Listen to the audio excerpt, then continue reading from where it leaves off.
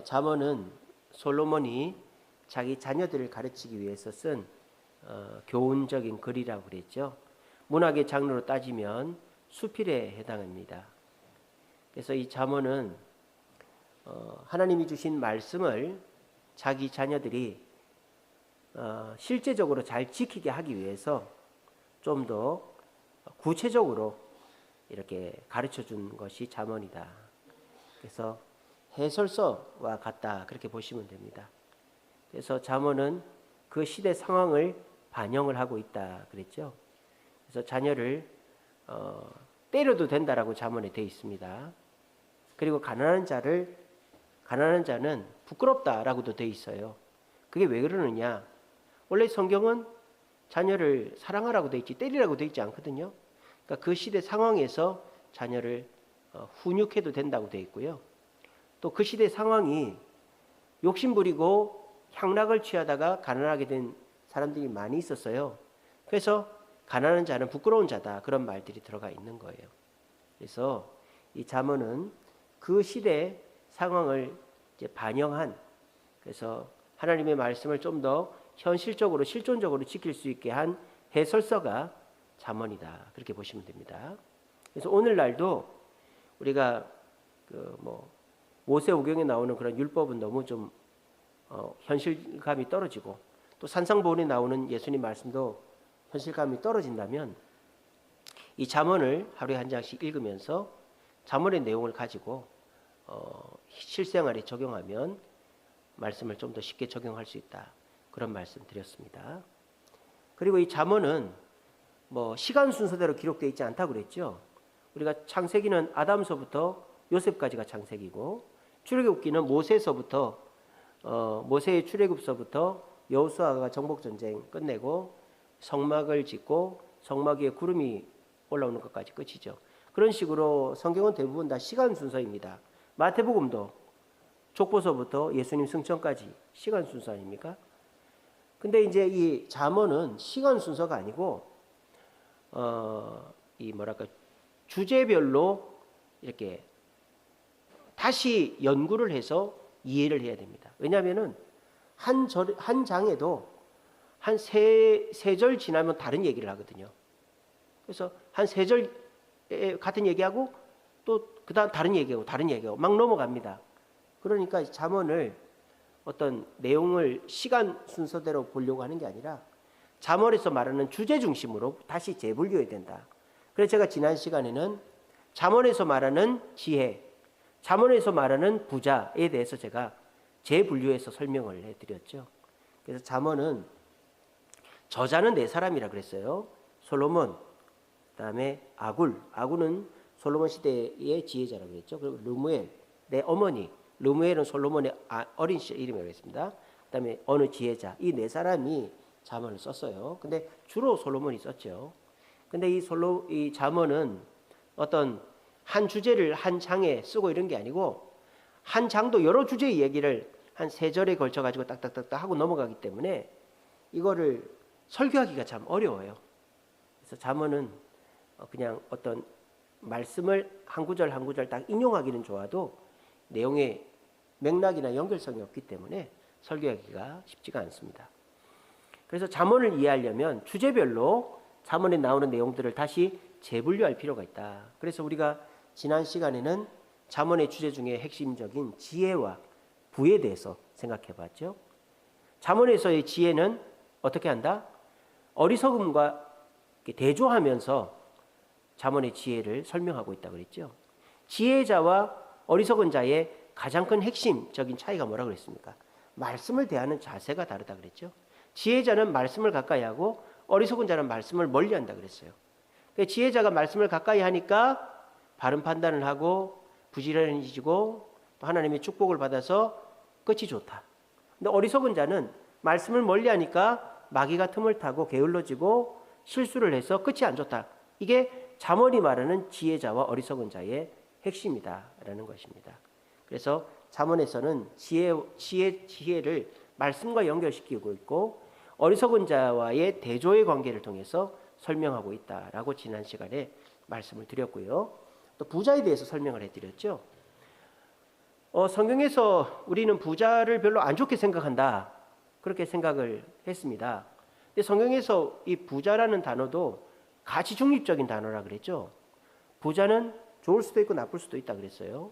근데 이제 이 성경에서 부자가 우리는 나쁘다는 생각을 많이 하는데, 특별히 부자가 천국 가는 게 낙타가 바늘귀 들어가는 거랑 만큼 어렵다. 그걸 생각하면서 부자는 나쁜 거지.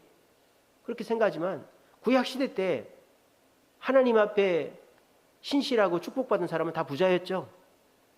그래서 부자가 무조건 나쁜 건 아니다 하는 게 구약이 증명하는 거예요. 자, 그러면 구약 시대에는 왜 은혜 받고 신실한 자가 부자였다고 그랬죠? 누가 안 오셔서? 예수님이 안 오셨기 때문에 예수님 대신에 선물로 부자를, 물질을 준 거예요. 그 애기들이 막 울어요. 그러면 할머니나 삼촌이나 이모가 사탕을 주죠. 자, 사탕 먹어라, 사탕 먹어라. 근데 애들이 사탕 받고는 또 웁니다. 웁니다. 또 줍니다. 또 웁니다. 자, 그 왜 그럴까요? 사탕 더 받으려고 그럴까요? 물론 그런 애도 있겠죠. 영악한 애들은 사탕 더 받으려고 그런 애도 있겠지만 엄마가 안 오니까 오는 거죠. 엄마가 오면 사탕 따위는 필요가 없는 거죠. 똑같은 거예요. 예수님이 안 오셨기 때문에 우는 애 젖준다고 하나님이 돈을 주는 거예요. 근데 신약 시대는 예수님 오셔나니까 돈을 주지 않죠. 하나님 제자들은 다 버리고 처자식도 버리고 직장도 버리고 나를 따르라 그랬잖아요. 왜? 더 좋은 예수가 오셨으니까. 그리고 예수를 따르는 자는 알아서 돈을 포기하잖아요. 바울도 포기했고 삭개오는 남한테 가난한 자에게 절반을 주고 뺏은 거는 4배나 갚겠다. 그러니까 예수를 선물로 받았기 때문에 진짜 예수를 만난 자는 돈에 연연하지 않는다. 그래서 신약 시대에는 신실한 자가 부자가 없는 거예요. 부자도 신실해지면 가난한 자가 된다. 왜? 예수가 진짜 우리에게 부이기 때문에. 그런 차이가 있다는 걸 말씀드렸어요. 그래서 신약 성경에서 말하는 부는 우리가 하나님께 충성하고 바르게 하면은 하나님이 축복으로 주는 게 부다. 근데 그거를 내 욕심으로 쓰거나 허랑방탕하게 쓰면 그것이 결국 나를 망하게 만드니까 물질을 잘 다스려서 써야 된다. 그게 잠언이 말하는 부예요. 근데 그거는 이제 그 솔로몬 시대 때의 상황을 고려해서 우리에게 그렇게 얘기한다. 그렇게 했죠. 그래서 지난 시간에는 잠언이 말하는 지혜와 부에 대해서 설명했고, 오늘은 잠언이 말하는 갈등과 마음에 대해서 설명할까 합니다. 그래서 제가 잠언을 해설할 때는 이런 식으로 한다 그랬죠. 먼저 그 한 주제를 딱 정해놓고 그 주제의 핵심 구절을 여러분들에게 말씀드리고, 그 주제가 그 잠언 시대에 솔로몬 시대에 어떤 배경을 갖고 있는가를 설명하고, 그 주제에 대한 잠언의 성경 구절을 제가 다 조사를 해서 화면에 띄울 겁니다. 그러면서 그 주제에 대해서 솔로몬 시대 때에는 어떻게 보고 있었는가를 잠언 구절들을 통해 설명합니다. 그래서 잠언이 말하는 갈등, 잠언이 말하는 마음에 대해서 제가 설명하고, 그럼 오늘날 이 시대에 각 나라마다의 교훈은 그 주제에 대해서 어떻게 설명하는지를 한국, 중국, 유럽 이런 식으로 설명을 하고 그림 한 컷으로 이미지화해서 이렇게 기억할 수 있게끔 그런 식으로 제일 처음에 주제 선정, 또 그 주제에 대한 잠언의 그 해당 문구들, 해당 구절들, 그리고 그 주제에 대한 오늘날의 교훈, 사자성어, 그리고 이미지 이런 식으로 딱딱딱딱 제가 설명을 해드린다. 그런 말씀드렸죠. 그래서 오늘은 잠언 해설 두 번째 이제 마지막입니다. 갈등과 마음에 대해서 제가 설명을 드리겠습니다. 마음 편안하게 그냥 듣기만 하면 됩니다. 자, PPT로 넘겨주세요. 방송실 PPT로 넘겨주세요. 자, 갈등. 오늘은 갈등입니다. 첫 번째. 우리 잠언 10장 12절 같이 읽습니다. 시작. 미움은 다툼을 일으켜도 사랑은 모든 허물을 가리우느니라. 미움은 다툼을 일으킨다 그랬어요. 미움이란 건 갈등이죠. 갈등은 좋은 거다 나쁜 거다? 나쁜 거다. 돈은 좋을 수도 있고 나쁠 수도 있지만 갈등은 만사해악이다. 백해무익하다 하는 겁니다. 히브리어로도 마찬가지예요. 갈등은 히브리어로 메단인데 다툼이란 뜻이에요. 나쁜 뜻입니다. 자, 그러면 아까 말씀드렸죠. 이 잠언이라는 것은 하나님의 진리의 말씀을 솔로몬 시대에 적용한 해설서라 그랬죠. 그럼 솔로몬 시대 때에는 어떤 갈등들이 있었는가를 먼저 봅시다. 먼저 솔로몬 시대 때는 왕정 시대였죠. 지파 각 이렇게 지역 중심이 아니라 도시국가가 아니라 왕정, 이제 중앙 집권적이었단 말이에요. 그러다 보니까 왕이 있으면 돈이 모이고 사람이 모이니까 권력이 집중되죠. 그러다 보니까 갈등이 더 커지는 거예요. 그래서 왕실 내부에도 갈등이 있었죠. 그래서 다윗이 밧세바를 범하는 사건이 있었죠. 그래서 왕이 범죄함으로 나라가 흔들리는 그런 일이 있었고, 압살롬 왕의 아들의 반역 사건이 있었죠. 이런 식으로 성경은 왕실의 갈등을 여과 없이 기록하고 있습니다. 그래서 이 솔로몬 시대 때 그 왕정 시대에는 이 정치적 갈등이 있었고요. 그뿐만 아니라 사회적 갈등도 있었는데요. 첫째는 경제적으로 빈부격차가 심했다라는 거예요. 옛날 우리나라는 다 못 살았죠. 네. 일부 양반들만 잘 살고 다 못 사니까 빈부격차가 별로 없었죠. 근데 요즘은 빈부격차가 너무 심하죠. 잘 사는 사람 잘 살고 못 사는 사람은 진짜 못 살고. 이제 그게 왜 그런가? 권력과 부가 독점되기 때문이죠. 요즘 세상은 누가 잘 살까요? 요즘에 제일 잘 사는 사람이 누굴까요? 나라가 제일 잘 삽니다. 여러분. 국가가 제일 부자예요. 국가가. 그래서 이게 잘못된 거예요. 너무 국가의 권력과 돈이 몰리는 거예요. 그러면은 자 보십시오. 돈과 권력은 유한하죠. 근데 그게 어디에 몰리게 되면 어디는 부족해진다는 거 아니겠어요? 근데 지금 국가가 권력을 독점하고 국가가 돈을 독점하니까 국민들이 권위가 없어지고 국민들이 가난해지는 거예요. 그러니까 요즘은 국민이 국가에 종속돼 버리는 거죠. 그래서 복지국가가 좋은 것인가? 복지국가가 좋은 것인가? 우리는 고민해 봐야 됩니다. 복지국가를 다른 말로 하면 뭐죠? 국가의 노예가 되는 거죠. 국가가 돈을 주면 그걸 먹고 사는 게 복지국가죠. 그러니까 복지국가가 좋은 게 아니에요. 제일 좋은 건 뭘까요? 가정이 살아있는 거죠. 가정이 권위가 있고 가정이 경제권을 갖고 있어야 되는 거예요. 근데 지금 국가는 어떻게 해요? 가정도 해체시켜버리고 국가가 다 먹여 살리겠다는 거잖아요. 그게 저 솔로몬 시대 때의 상황이었다는 거예요. 그래서 우리가 옛날에 힘들고 어려워도 가정이 살아있으면 굶지 않습니다. 아버지가 있고 어머니가 있고 애들이 있고 형제가 있으면. 근데 지금은 조선시대보다 국가가 더 힘이 세단 말이에요. 어떻게 하든지 우리나라 금융실명제가 돼가지고 500만 원, 1000만 원만 이체가 돼도 국가에서 째깍 전화 온단 말이에요. 어디 뭐 숨길 수가 없어. 내가 평생을 모은 집을 자녀한테 상속을 할 수가 없어. 왜? 상속을 하면 절말을 떼가니까. 이 국가가 잘못된 거예요 지금. 이런 소리 하면 제 잡혀갈 수도 있겠는데. 어쨌든 우리가 이 국가에 너무 종속이 되면 안 돼요. 그러면 아버지가 권위가 없어집니다. 그리고 경제권이 없어져요. 국가 가정이. 그래서 우리가 이거를 고민해 봐야 됩니다. 국가의 힘이 지금 우리 전 세계에서 제일 부자는 국가예요. 국가. 아시겠죠? 사람이 아니에요. 이 국가가 우리를 속이고 있는 거예요. 뭐 일부 기득권 이런데 그 기득권자들도 다 국가의 눈치를 보는 거지. 지금 제일 돈 많은 사람들 국가입니다. 그리고 기업가들, 일부 기업가들. 그래서 그런 사람들이 돈을 끌어모으죠. 그러면은 그 돈과 부가 한쪽에 이렇게 몰리면 어떻게 될까요? 반대쪽에는 그 권력과 물질이 없어지는 거예요. 우리 같은 사람들이. 그러니까 종속되는 거죠. 그렇게 되면은 이게 국가가 결혼 안 해도 돼. 그냥 동거해서 애 낳아도 돼. 국가는 어쨌든 노동력만 있으면 되니까. 가정도 필요 없고 결혼도 필요 없고 사회 윤리도 필요 없고 그냥 어쨌든 애기만 낳으라는 거예요.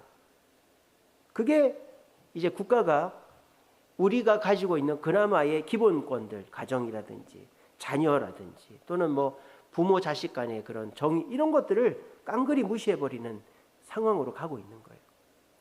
그래서 공산주의도 실패했지만 지금 민주주의도 실패하고 있습니다. 이 벌벌 떨잖아요. 여론조사. 선거 때만 되면 벌벌 떨잖아요.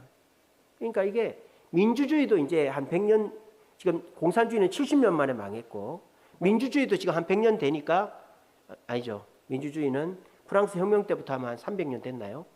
민주주의도 지금 흔들리고 있는 거예요. 표로 뭐든지 하는 거. 영원한 국가 제도는 없다. 그러니까 오직 온전하고 이상적인 국가는 하나님 나라다. 하나님이 왕이시고 그 하나님 앞에 순종하면서 가정이 살아있고 그리고 각자의 권리와 자유가 있는 그런 것이 진정한 곳이다. 근데 이 솔로몬 시대에는 이 부와 권력이 독점되다 보니까 빈부격차가 생겼고요. 그러니까 돈으로 해결하는 사람들이 생겨나기 시작했어요. 바르실레 어떤 사람입니까? 다윗이 압살롬이 난을 피해서 요단강 동쪽으로 도망갔는데 다윗에게 그 음식과 거처를 제공한 사람이 바르실레죠. 근데 그 도움을 받으니까 다윗이 어떻게 합니까? 다시 압살롬이 난이 끝나서 성으로 돌아갈 때 바르실레를 데리고 가려고 그러죠. 자기를 도와줬으니까 보훈을 해야 되잖아요. 근데 바르실레가 나는 나이가 많으니까 내 자식들을 김함이라고 내 아들을 좀 등용해 주세요. 데려갑니다. 그러니까 이 돈으로 이제 옛날에 보면은 그 음서제 들어가죠. 아버지 백으로 이제 이렇게 되는 그런 벼슬에 넘어가는 그런 일들이 다윗 시대 때도 있었고 또 나발은 이제 다윗이 왕이 되기 전에 다윗이 들판에 있을 때 나발의 양떼를 지켜줬는데 다윗이 먹을 걸 달라고 그러니까 나발이 다윗을 모욕하는 그런 일이 있었죠. 그래서 이때도 돈으로 사람을 좌지우지했다라는 거예요.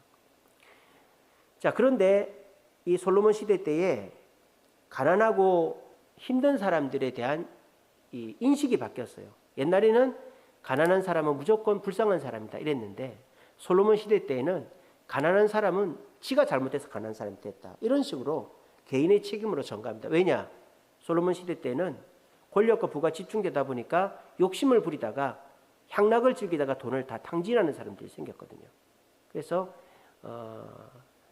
가난한 자의 그런 잘못들을 지적을 하고 있어요. 가난한 자를 무조건 좋게 보지 않습니다. 또 사회적인 갈등이 있었죠. 왜냐하면은 옛날에 혈연사회, 쉽게 말하면 우리나라 뭐 김씨 동네, 이씨 동네, 노씨 동네, 오씨 동네 그렇게 이제 이렇게 시족별로 있을 때에는 웬만하면 서로가 그냥 그 마을에 어른이 와서 그냥 서로 사과하고 말어. 그러면 이제 갈등이 없는데 이게 이제 혈연사회가 아니라 도시사회가 되다 보니까 중재자가 없는 거예요. 국가나 법 이런 것도 이게 이제 돈이나 사람에 의해서 휘둘리니까 그걸 못 믿는 거죠. 그래서 사회적인 갈등이 많이 생기게 됐고 또 이방인들이 유입이 됐습니다. 다윗의 부하들 중에 그렛 사람, 블렛 사람 이렇게 있는데 이런 사람들이 다 외부인들이죠. 그러면서 지금 유럽이 그렇지 않습니까? 이민자들로 인해서 스웨덴은 완전히 나라가 망했잖아요. 그죠? 그런 것처럼 이민자들로 인해서 이때도 갈등이 심했다. 그래서 이 솔로몬 시대 때는 뭐 다 좋은 게 아니라 갈등이 굉장히 많았어요. 그래서 이 잠언에서 갈등에 대해서 하는 말은 갈등은 나쁜 거다. 갈등은 무조건 참는 게 좋다. 갈등이 안 일어나는 게 좋다. 잘잘못을 따지고 이런 거 말고 그냥 갈등은 덮어버려라. 갈등하지 않는 게 최고다. 우리가 갈등을 하면 어떻게 합니까? 내가 맞는지 네가 맞는지 따져보자고 하잖아요. 그러면 안 된다는 거예요. 잠언이 말하는 것은 갈등은 그냥 덮어버리라는 거예요. 서로가 다투고 하면은 어느 정도 서로가 손해볼 생각하고 덮어버려야지 그걸 다 끄집어내면 절대 누가 이기지도 않고 해결되지 않고 이겨도 또 다른 갈등이 생긴다는 거예요. 그러니까 잠언에서는 갈등은 아예 백해무익하고 갈등 안 하는 게 최고다 그렇게 얘기합니다. 자, 그러면 이 잠언에서 말하는 갈등에 대한 구절들을 한번 봅시다. 자, 잠언에서 먼저 정치적인 갈등을 얘기할 때 이렇게 얘기합니다. 아까 말씀드렸죠. 갈등은 안 하는 게 좋다고. 그래서 권력자들도 우리가 권력자를 부정하지 말고 인정해 주라고 얘기합니다. 권력은 하나님이 주신 것이므로 존중해야 된다라고 말합니다. 자, 방송실 제 얼굴 지워주세요.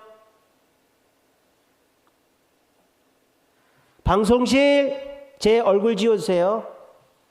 자, 우리 잠언 21장 1절 같이 읽어봅니다. 시작. 왕의 마음이 여호와의 손에 있음이 마치 본물과 같아서 그가 임의로 인도하시느니라. 자, 보세요. 왕의 마음을 여호와의 손에 비교하고 있죠. 그러니까 우리가 권력자에 대해서 순종하라고 성경은, 그게 갈등을 없애는 거예요. 우리가 권력이라는 거를 이제는 왕정이 무너졌잖아요. 이제 민주정이라는 거는 임기가 있잖아요. 그럼 그 임기라는 건 뭐예요? 그때까지는 당신의 말을 따르겠다라는 거죠. 그러면 그거를 지켜줘야 되는 거예요. 안 그러면 갈등이 심해진다는 거예요.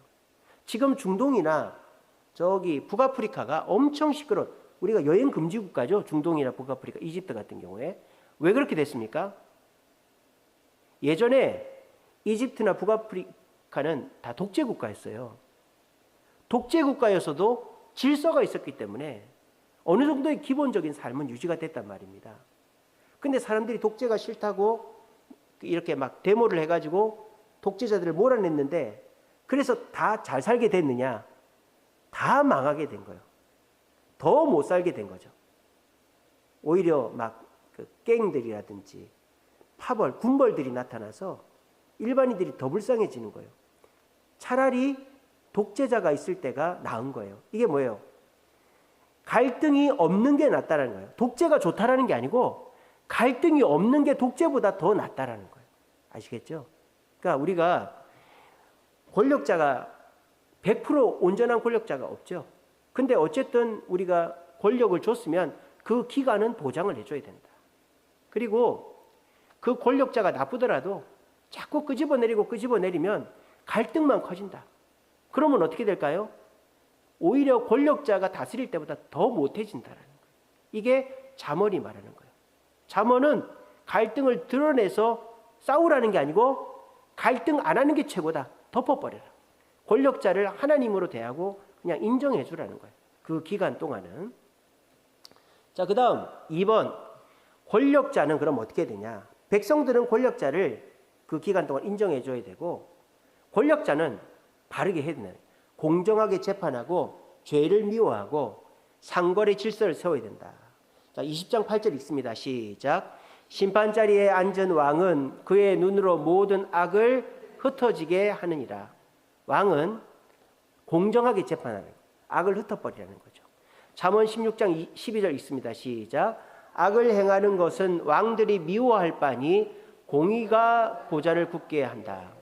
그러니까 왕이 공의를 지켜야 왕생활도 오래 할 수 있다 이 말이에요. 대통령도 법을 지켜야 대통령을 끝까지 한다 이 말이에요. 자, 16장 11절 있습니다. 시작. 공평한 저울과 접시 저울은 여호와의 것이다. 그러니까 저울을 공평하게 하라는 거예요. 저울을 막 그렇게 속이고 이러면은 상거리 질서가 어지럽히지만 안 된다. 그러니까 백성은 왕이나 권력자의 기간을 인정하고 하나님처럼 대하고, 왕은 최대한 공정하게 다스리려고 해야 된다는. 그리고 이 세 번째가요, 이 잠언의 독특함이에요. 잠언의 독특함인데, 권력자도 인간이다. 백성은 지혜의 말로 권력자를 달래야 된다. 그러니까 권력자한테 대들지 말고, 쉽게 말하면 권력자한테 뭐랄까요, 아부하라면 좀 그렇고 권력자를 좀 달래가지고 권력자가 그래도 이렇게 바르게 정치할 수 있게끔 하라는 거예요. 이게 잠언의 특징이죠. 뭐 요즘 같으면 이런 일이 있을 수가 없는데, 왕정 시대에는 왕한테 대들 수가 없잖아요. 그러니까 왕을 달래는 수밖에 없는 거죠. 그래서 솔로몬 시대 때는 그랬다 이 말이에요. 왕을 달래야지 왕과 싸우려고 하지 말라는 거예요. 지금은 그렇진 않지만. 자, 잠언 16장 저기 보시면 11, 12, 13, 14가 저기 다 나오죠. 그죠? 그러니까 저런 식인 거예요. 잠언은. 이 이 갈등에 대한 구절이 지금 11절부터 14절까지 다 나오는 거예요. 저렇게 16장에. 자, 16장 13절 읽습니다. 시작. 의로운 입술은 왕들이 기뻐하는 것이고 정직한 자에는 사랑을 입는다. 그러니까 의로운 입술이 왕을 기쁘게 하고 그렇게 정직한 자들은 왕의 사랑을 입는다는. 그러니까 의로운 입술로 왕을 달래라 이 말입니다. 16장 14절 읽습니다. 시작. 왕의 진노는 죽음의 사자와 같으나 지혜자는 그것을 쉬게 한다. 왕을 화나게 하지 말라는 거예요. 왕이 이렇게 화가 나지 않도록 잘 달래라 이 말이에요. 그러니까 그건 솔로몬 시대 때 그랬다라는 거예요. 지금 그러라는 게 아니고. 그래서 어쨌든 다툼이 없는 게 좋다. 어쨌든 누군가는 다스려야 됩니다. 뭐 국가를 부정할 수는 없지 않습니까? 국가가 없으면 제일 먼저 손해보는 사람이 노인과 여자예요. 그러니까 국가가 있어야 그래도 약자가 보호를 받는 겁니다. 아무리 더럽고 치사해도. 근데 그 국가가 바르게 유지되려면 국가를 부정하는 게 아니라 그 국가를 다스리는 사람들을 잘 해야 되는 거예요. 그래서 지금도 이 나라 자체를 부정하는 게 아니고 이 나라의 이 권력과 이 나라의 정치가 바르게 될 수 있도록 우리가 잘 견제하고 또 의견도 제시하고 그렇게 해야지 나라를 뒤집어 엎으려고 하면 안 되는 거죠. 그래서 여당이든 야당이든 법 따라 해야지 폭력을 동원하거나 그렇게 자기 힘을 과시해서는 절대 안 되는 거죠. 어쨌든 권력이 있는 그 권력자가 있는 게 갈등이 줄고 나라가 평안해진다라는 거예요. 우리나라는 참 좋은 나라죠. 이 누가 하나 힘이 강하지가 않잖아요. 여당도 야당도 딱 반반이잖아요. 이게 최고로 좋은 거예요. 일본은 여당이 최고죠. 자민당이 최고 아닙니까? 일본의 야당이 어디 있습니까? 다 여당. 일본 자민당 독재, 자민당 독재 아닙니까? 중국이나 일본은. 미국은 어떻습니까? 미국은 현재 공화당 독재죠, 그죠? 공화당 독재예요. 입법권하고 행정권을 공화당이 다 갖고 있죠. 상원도 공화당, 하원도 공화당, 대통령도 공화당. 그러니까 지금 나라가 개판이잖아요, 미국이 지금. 우리나라는 어떻습니까? 여당은 행정권을 갖고 있고 야당은 입법권을 갖고 있고 팽팽하게 대립을 하고 있고 여기에서 불법적인 일만 안 일어나면 돼요. 모두가 법 아래 그러니까 순종만 하면은 이게 잘 사는 나라예요. 그렇게 해서 한 번은 야당이 해먹고 한 번은 여당이 해먹고 이렇게 해가지고 서로가 견제하고 균형하면은 성장하는 거예요. 그래서 지금 전 세계적으로 볼 때 우리나라가 저는 민주주의적으로 최고의 민주주의를 하고 있다. 저는 그렇게 생각합니다. 그래서 우리나라의 민주주의를 지키고 우리가 이 나라가 그래도 이렇게 민주화를 통해서 쌓은 이 민주주의를 잘 지키기 위해서는 권력자를 존중해야 돼요. 어쨌든 간에. 불법을 저지르고 나라를 전복하려고 하는 그런 사람은 100% 나쁜 놈입니다. 그런 사람 따라가면 안 돼요. 그래서 어쨌든 권력자가 있어야 갈등이 준다라는 게 잠언의 핵심이고요. 자, 경제. 아까 말씀드렸죠. 경제. 옛날에는 가난한 사람 무조건 착한 사람, 불쌍한 사람인데 바뀌었어요. 일단 기본적으로는요. 이웃을 존중하고 가난한 자에게 베풀어라. 기본적으로는 그렇게 되어 있습니다. 자, 잠언 14장 21절 있습니다. 시작. 이웃을 업신 여기는 자는 죄인이고 불쌍히 여기는 자는 복이 있다. 제가 저게 너무 길어가지고 좀 줄여놨어요. 좀 어색하더라도 그렇게 보세요. 저거는 성경 전체에서 말하는 거죠. 성경 전체에서 가난한 자, 불쌍한 자를 도우라고 돼 있으니까 그렇게도 얘기합니다. 또 2번도 마찬가지죠. 빈민에게 베푸는 건 하나님께 드리는 것이다. 이것도 성경 전체에서 말하는 거죠. 19장 17절 읽습니다. 시작. 가난한 자를 불쌍히 여기는 것은 하나님께 구워 드리는 것이다. 하나님이 갚아주실 것이다. 이렇게 돼 있죠. 근데 3번부터 달라지죠. 게으른 사람은 가난한 자가 되어 부림을 받게 된다. 그래서 가난한 자가 된 이유가 게으르기 때문이다. 이렇게 얘기하는 거예요. 그게 왜 그렇다? 왕정시대 때 향락을 일삼는 자는 가난해진다 이 말이에요. 자, 잠언 10장 4절 읽습니다. 시작. 손을 게을리게 놀리는 자는 가난해지고 손이 부지런한 자는 부하게 된다. 그러니까 가난한 자가 무조건 불쌍한 게 아니라는 거예요. 그때 시대에 가난한 자는 나쁜 게으른 놈도 있다라는 거예요. 또 12장 24절 읽습니다. 시작. 부지런한 자의 손은 사람을 다스리고 게으른 자는 부림을 받는다. 똑같죠? 부지런한 자는 돈을 벌어서 사람을 부리고 게으른 자는 남의 손에 부림을 받는다라는 거예요. 그래서 이 잠언의 독특성이 뭐다? 그 시대에 지파, 족장, 지역 중심에서 왕정, 중앙 중심으로 바뀌었다 보니까 이 게으르면, 향락을 일삼으면 가난해진다. 그래서 가난한 자는 지 잘못으로 그렇게 된 거다. 그런 얘기를 하는 거예요. 그 다음에 또 같은 얘기를 합니다. 사치와 향락을 행하면 가난해진다. 21장 17절 있습니다. 시작. 연락을 좋아하는 자는 가난해지고 술과 기름을 좋아하는 자도 부하게 되지 못한다. 그러니까 연락은 이제 막 향락을 좋아하고 술과 기름은 이제 고기죠. 기름을 좋아하는 자는 가난해진다라는 거예요. 그리고 이제 보증에 대해서 얘기합니다. 옛날에는 보증이라는 게 이제 없죠. 그 원래 지파사회 때는 어떻습니까? 빌려줄 수 있죠. 형제들끼리는 이자 안 받고 빌려주죠. 근데 그것도 희년이 되면은 그냥 탕감해 줘야 되죠. 희년이 되면은 그냥 안 받는 거예요. 그 돈을. 이자도 안 받고 빌려주고 원금도 안 받는 거예요. 희년이 되면은. 그런 건데 이 솔로몬 시대 때는 이제 그 정도가 아니라 왕정 시대니까 막 돈을 끌어모으고 하다 보니까 서로가 이제 보증도 쓰고 뭐 이렇게 인신 그 사람의 몸도 내가 구속도 하고 뭐 그런 식으로 되는 거죠. 그래서 보증 때문에 문제가 일어난 일이 많은 거예요. 그래서 성경에 보증 쓰지 말라고 되어 있습니다. 그죠? 형제끼리 빚지지 말라고, 이자 받지 말라고 되어 있는데 좀 더 구체적으로 얘기하죠. 보증 서는 자는 어리석은 자고 몸까지 담보 잡히게 된다. 보증을 서주지도 말고 보증을 서달라고 부탁도 하지 말라는 거예요. 자, 17장 18절 읽습니다. 시작. 지혜 없는 자는 남의 손을 잡고 그의 이웃 앞에서 보증이 된다. 그러니까 보증을 서주는 거를 어리석다고 얘기하는 거예요. 아시겠죠? 돈을 그냥 줬으면 줬지 절대 보증 쓰지 말라는 거예요. 그러니까 보증을 쓴 사람은 나는 어리석은 자요. 그런다 이 말이에요. 20장 16절 있습니다. 시작.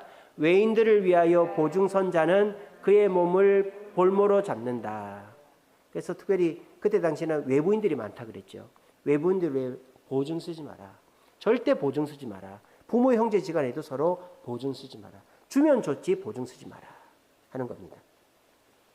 그래서 경제적 갈등은요, 자기가 게을러서 빚을 지는 거니까 그런 사람들을 도와주지 말라는 거예요. 보증을 쓰지 말라는 말이 뭡니까? 도와주지 말라는 거예요.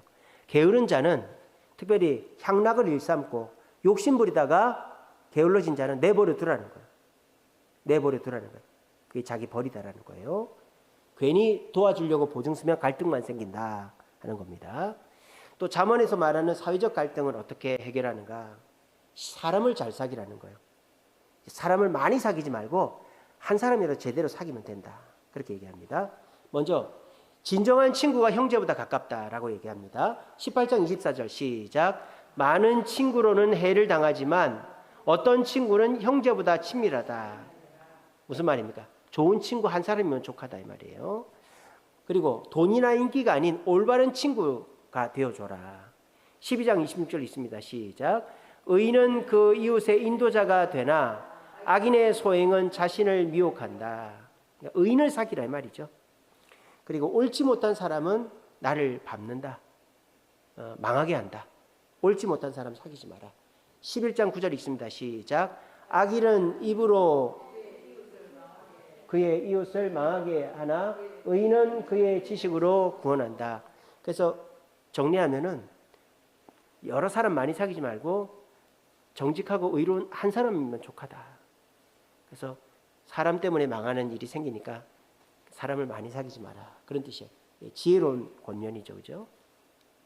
자, 그래서 잠언에서 갈등에 대한 거는 갈등은 무조건 나쁜 거다. 백해무익하다. 안 하는 게 좋다. 갈등이 있을 것 같으면 차라리 그냥 덮어버려라. 그렇게 얘기합니다. 다 끄집어내서 시시비비를 가리다 보면 다 망한다. 독재가 나쁘다고 독재자를 쫓아내면은 여자와 노인들이 제일 먼저 손해를 본다. 독재자가 나쁘지만 합법적인 방법으로 다른 권력을 세우든지 해야지 그렇게 된다. 지금 중동이나 북아프리카에서 독재자를 쫓아낸 게 뭐 자기들이 그 독재에 뭐 맞서서 항거를 했다든지 우리나라처럼 민주화 투쟁을 그런 게 없어요. 그냥 미국에서 도와주고 뭐 독재자가 뭐 잘못해가 도망가다 잡히고 그러니까 독재자의 자리를 메꿀 수 있는 권력이 없는 거예요. 근데 우리나라는 어떻습니까? 이게 잘 된 거예요. 우리나라는 그 전두환이라는 독재자를 어떻게 했습니까? 민주화 운동하시는 분들이 막 항거를 했죠. 그래서 이 전두환이 이 쿠데타를 일으키고 하다가 결국은 이 정치권 내에서 쫓겨났어요. 그리고 전두환보다는 조금 덜한 독재자가 나타났죠. 노태우라는 독재자가 나타났죠. 그런데 이 노태우가 직선제를 했잖아요. 맞습니까? 노태우가 직선제 했죠, 그죠? 그래서 노태우가 직선제를 해가지고 그나마 독재가 조금 풀렸죠. 우리가 직접 투표해서 대통령을 뽑게. 근데 노태우도 그나물에 그 밥이죠. 근데 노태우 다음에 누가 됐어요? 김영삼이 됐잖아요. 근데 이 김영삼은 그래도 민주화 운동을 했던 사람이죠. 근데 이 사람도 사실은 독재자와 같은 물을 먹었죠. 3당 통합을 했잖아요.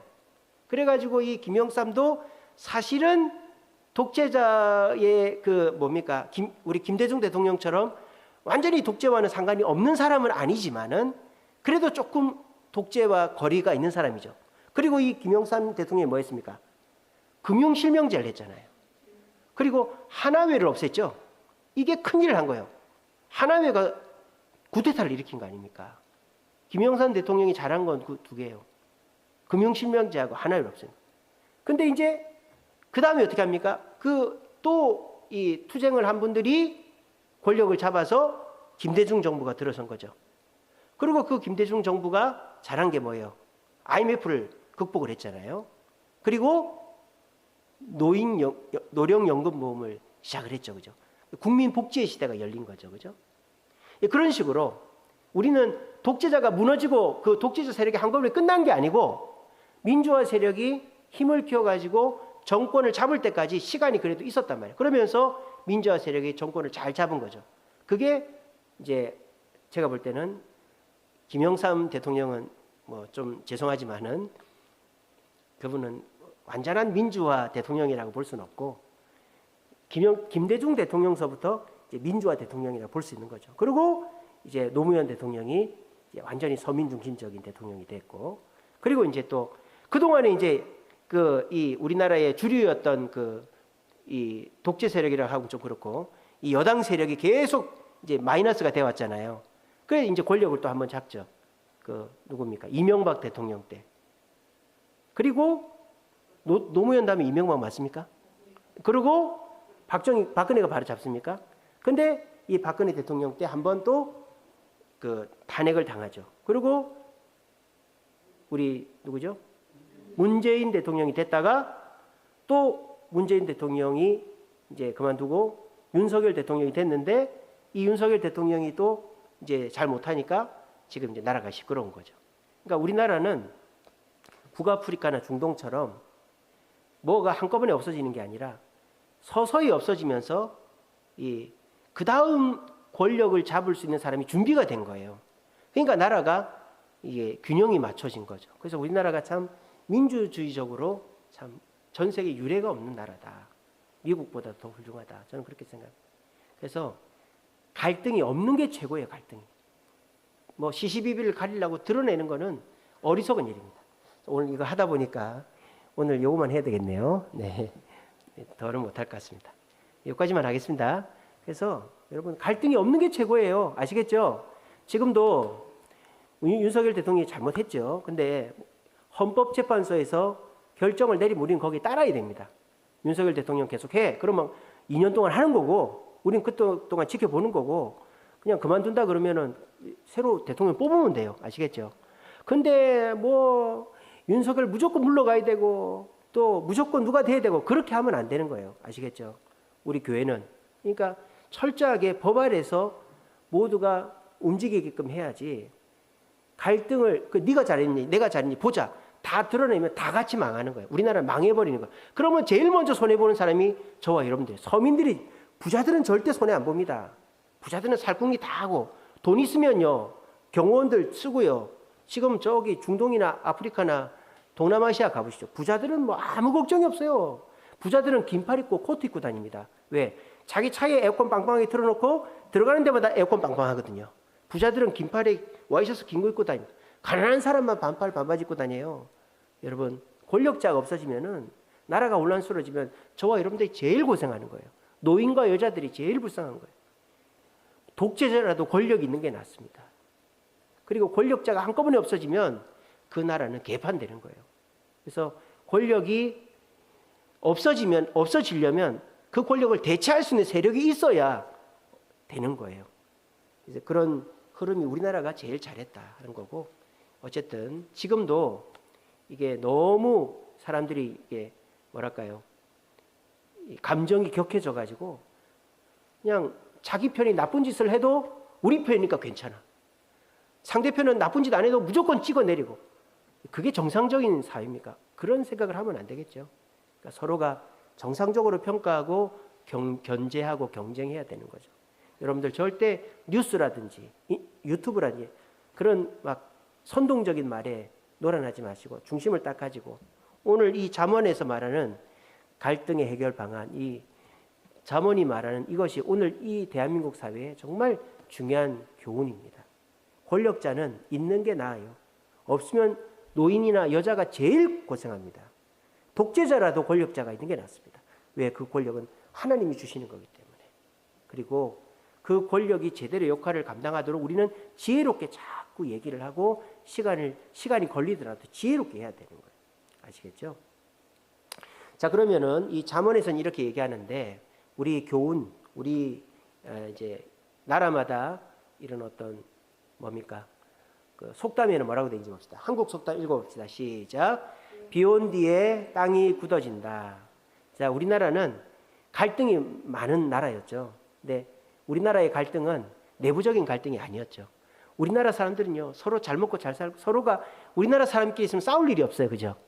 우리나라는 자꾸 외국에서 쳐들어오죠. 중국 놈 쳐들어오고, 일본 놈 쳐들어오고, 몽골 놈 쳐들어오고. 그러니까 우리나라는 백성들끼리 있으면 싸울 일이 없어. 그러니까 우리나라는요, 갈등이라는 것이 원래 없던 나라예요. 외부 침입만 많았어요. 근데 그러니까 이제 우리나라 사람들은 이제 갈등이 있는 후를 생각을 하는 거죠. 제가 언제 한번 말씀드리겠는데, 어제라는 말이 우리나라 말일까요? 한자일까요? 어제. 순수 우리말일까요? 한자일까요? 어제. 예, 우리말입니다. 어제는. 오늘은 오늘. 우리가 한자로는 금일이잖아요. 금일. 오늘도 우리말이에요. 자, 내일은 어떨까요? 내일. 내일은 우리말일까요? 한자일까요? 한자입니다. 우리말에 내일이 없어요. 우리나라 사람한테는 내일이 없어요. 우리말에 내일이라는 단어가 없다고요. 우리말에. 근데 신기한 건 뭔지 아세요? 모레, 글피, 여드레 이건 있습니다. 희한하죠? 이게 이효령 교수가 한 말이에요. 우리나라 말에 어제도 있고 오늘도 있는데 내일이 없어. 근데 모레, 글피, 여드레, 뭐 아으레 이런 건 있어요. 이게 무슨 말이에요? 우리나라는 미래를 보는 나라라는 말이에요. 비 온 뒤를 굳어진 땅을 보는 나라. 왜? 우리나라는 내일이 없어. 우리나라는 너무 지금 힘드니까. 근데 항상 희망을 갖고 사는 나라가 우리나라는. 그래서 이효령 교수가 우리나라의 민족성을 볼 때 우리나라 희망적인 나라다. 왜? 우리나라는 내일은 없는데 모레, 글피, 여드레 그렇게 그런 단어는 우리나라 말에 있다 이 말이에요. 그게 우리나라 사람 정신이죠. 그죠? 자, 그래서 우리나라 사람들은 당장의 갈등은 있어도 그 갈등이 해결된 다음을 보는 게 우리나라다. 자, 중국 사람도 어떤지 봅시다. 견토지쟁, 이게 뭡니까? 견은 개견자죠. 토는 토끼. 토끼와 개의 싸움이라는 말이죠. 전부지공은 뭡니까? 전부. 전부는 땅을 가진 사람, 아버지라는 거죠. 전부지공. 땅을 가진 아버지의 공이다 이런 말이에요. 어부지리는 뭡니까? 어부가 얻는 이득이라는 뜻이죠. 좌수어인이 뭡니까? 앉아서 물고기를 잡는다 이런 뜻이죠. 이 말의 공통점이 뭡니까? 싸우는 사람 따로 있고 이득 얻는 사람 따로 있단 말이에요. 개하고 토끼하고 싸우면 그 둘이 싸워서 둘 다 잡는다 이 말이에요. 또 전부지공, 이게 무슨 거냐면 이게 고사성어인데 개가 토끼를 잡으려고 남의 밭에 들어갔어요. 뛰다가 개가 죽어버렸네. 지쳐가지고 그러니까 그 밭주인이 개를 잡아버렸다 이 말이에요. 이게 전부지공이에요. 어부지리는 아시죠? 조개하고 새하고 싸우는 거예요. 새는 조개살을 먹으려고 조개 콕 집어넣고 조개는 살라고 입을 콕 닫아버리는 거예요. 그러니까 이제 조개도 꼼짝달싹 못하고 새도 꼼짝달싹 못하니까 어부가 가서 확 잡아버린 거예요. 이게 좌수어인이랑 똑같은 말이에요. 그러니까 중국 속담에는 뭡니까? 갈등하면 당사자들 첫 번째 일자 이자는 손해를 본다. 삼자만 득을 본다. 그러니까 중국 사람들도 갈등은 백해무익하다 이 말입니다. 러시아 속담에 사람은 싸움 속에서 진리를 잊어버린다. 이것도 싸움은 백해무익하다라는 거죠. 싸우면 사람이 완전히 뭡니까? 짐승이 된단 말이에요. 싸우면은 싸우기만 하지 이성이 없어진단 말이에요.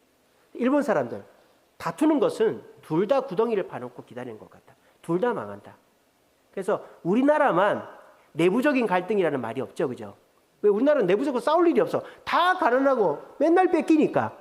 근데 우리나라는 갈등 이유를 꿈꾸는 게 우리나라예요. 우리나라가 워낙 우리나라 못 사니까. 내일이라는 말이 없다니까. 내일이라는 말이 우리나라 없어요. 중국 말이에요. 근데 우리 모래, 글피, 여드레 이런 거 우리 미래를 꿈꾸는 민족이 우리나라다. 근데 중국이나 러시아나 일본은 다 자기들이 한번 수권 국가가 돼본 경험이 있기 때문에 어떻게 싸우면 우리 손해다. 싸우지 말자. 이게 이제 다른 나라들의 교훈이다. 그래서 이제 이걸 이미지로 보여드리면 싸우는 거는 백해무익하다. 싸움은 덮는 게 낫다. 독재자라도 권력자를 존중해야 된다. 그렇게 여러분들 이해하시면 되겠습니다. 아시겠죠? 자, 재밌죠? 다음 시간에는 마음에 대해서 또 강의하겠습니다. 기도하겠습니다.